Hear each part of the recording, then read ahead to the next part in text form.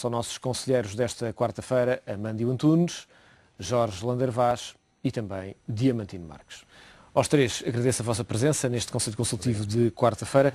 Começo por si, passado este tempo em que o banco foi nacionalizado, em que foi feita uma tentativa de reestruturação do banco, em que foi anunciada uma reprivatização, uma operação de colocação novamente no mercado em mãos privadas deste banco, não há quem esteja interessado. É natural que não haja interessados num produto que não tem valor. Portanto, eu penso que a solução que está a ser encontrada para o banco neste momento peca por tardia. Ela devia ter sido logo tomada essa decisão quando se detectou o problema e quando o Governo efetivamente resolveu assumir a responsabilidade da situação. Porque nessa altura penso que o prejuízo seria um bocadinho menor. Eu fiz umas pequenas contas e cheguei à conclusão, com base em dados de 2009, do balanço de 2009, onde o passivo era cerca de 9 mil milhões, os ativos eram 6.800 milhões, o Estado já lá colocou neste momento cerca de 5 mil milhões, portanto já colocou lá mais 2,8 mil milhões de euros do que se tivesse liquidado o banco a dados de 2009. Peço desculpa.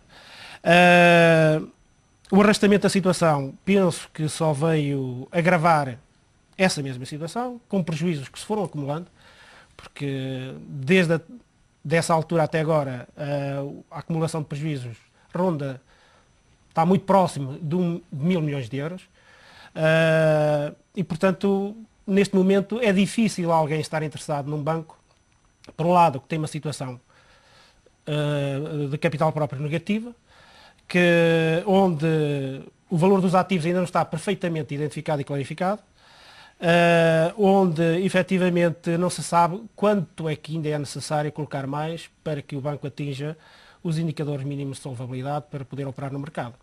E se formos olhar para as exigências acrescidas do Acordo Basileia III, portanto o problema a longo prazo ainda será maior, não é?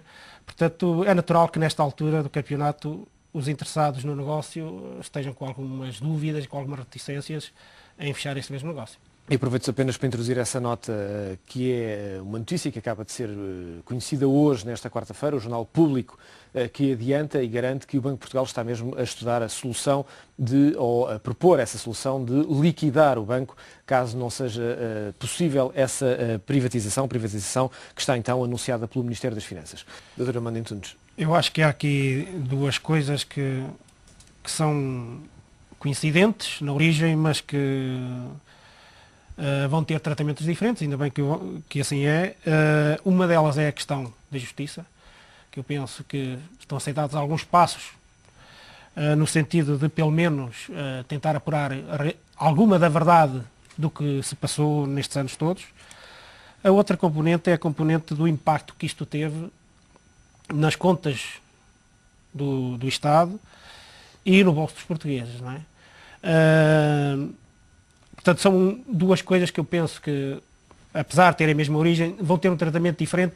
E esta segunda, do impacto do bolso dos portugueses, penso que é apenas mais um dos factos, entre muitos, que surgiram nos últimos anos na sociedade portuguesa, associado sempre à convivência entre política e negócios.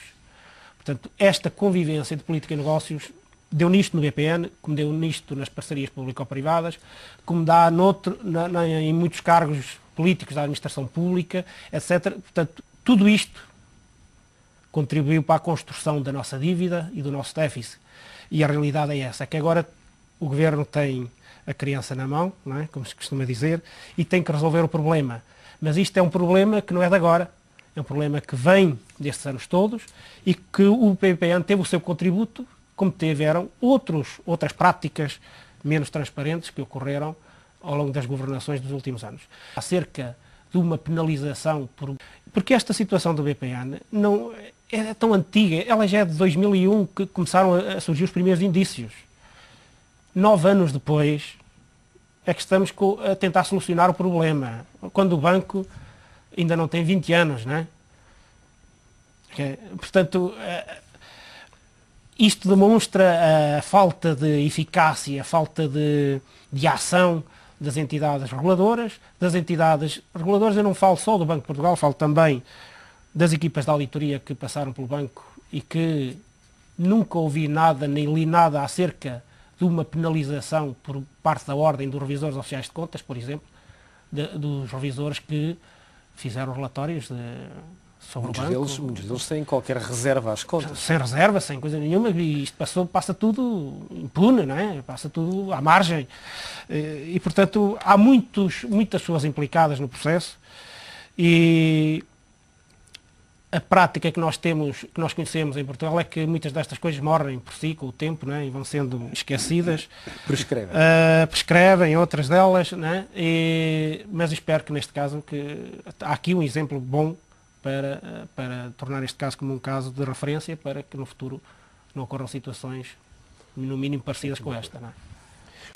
Analisámos a fundo o caso BPN.